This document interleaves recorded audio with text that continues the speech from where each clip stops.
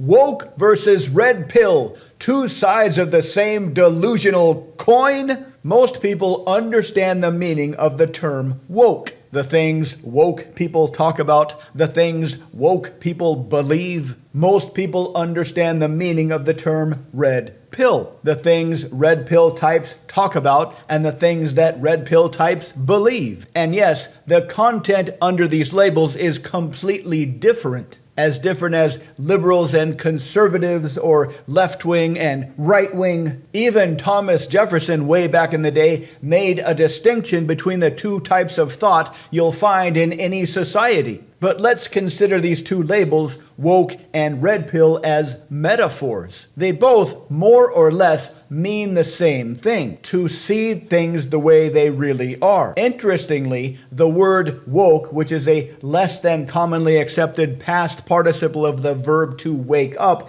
is similar in linguistic structure to the word Buddha. The word Buddha is the past participle of the word Bud in Sanskrit, which means to wake up or to become aware. And the term red pill, of course, is from the Matrix, to take the red pill and then see things the way they really are. This is also very similar to Plato's metaphor about the cave. You're in a cave and you only see the reflections of the way the world really is. Then you leave the cave and you actually see the world the way it really is. Even in 1 Corinthians in the New Testament, there's a metaphor of first seeing things through a glass darkly and then seeing face to face. So the idea of seeing the world the way it really is has been around for a long time. The difference is always about the content of the world that some people allegedly see as it really is. But here's the thing. The world is a gigantic, interdependent system with far too many variables to count. And systems with interdependent variables are chaotic systems. And we haven't figured out the math yet to predict the future behavior of chaotic systems. That's why they can't predict the weather. No matter how powerful the computers get, unless we figure out the mathematics of chaotic systems, we will never be able to predict the weather. So even why the world is the way it is based on what happened in the past. We will never know what those specific reasons are. And the way the world will be in the future will always be impossible to predict. What about now? Everybody perceives the world around them and their memories of the world through all kinds of biases and filters. Our ego compels us to feel in charge, even if we really have no idea what just happened. Studies have shown that a lot of what we think we see around us is really just a projection based on our memories, not a real-time representation. We have memories that are faulty.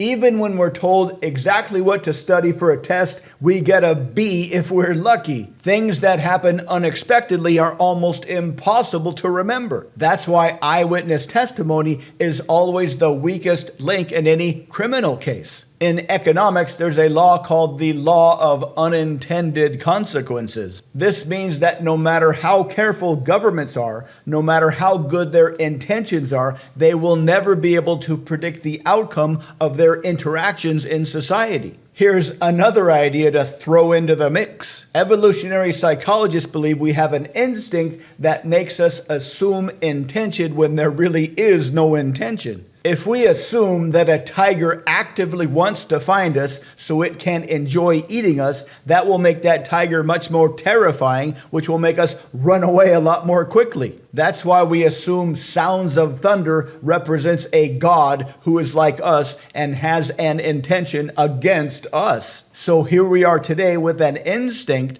that makes us assume something about the intentions of others when those assumptions are almost always wrong. So, dear viewer, how can anybody really have any idea about how the world really is? We can't remember the past, we can't predict the future, and our perception of the present is heavily filtered by our biases and our prejudices. The world and all the people in it are and will always be unpredictable. People are blindsided all the time by relationship partners who seemingly out of nowhere just suddenly want to nope out of the relationship. How can we assume we know how the world really is when we don't even know how those closest to us really are? So what's the answer? The world is a mysterious and wonderful place filled with potential treasure. Consider that once you accept any model of the way the world really is, you are shutting yourself off from continuous experimentation and discovery. Forget all of the goofballs on either sideline pretending they know how the world really is. Accept the necessary uncertainty about the world, which will lead to discovery.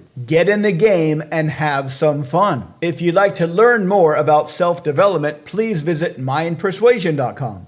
Check out the links below. And because we make videos almost every day, please subscribe so you can continue to learn more. Let us know what you think in the comments. Thank you for watching.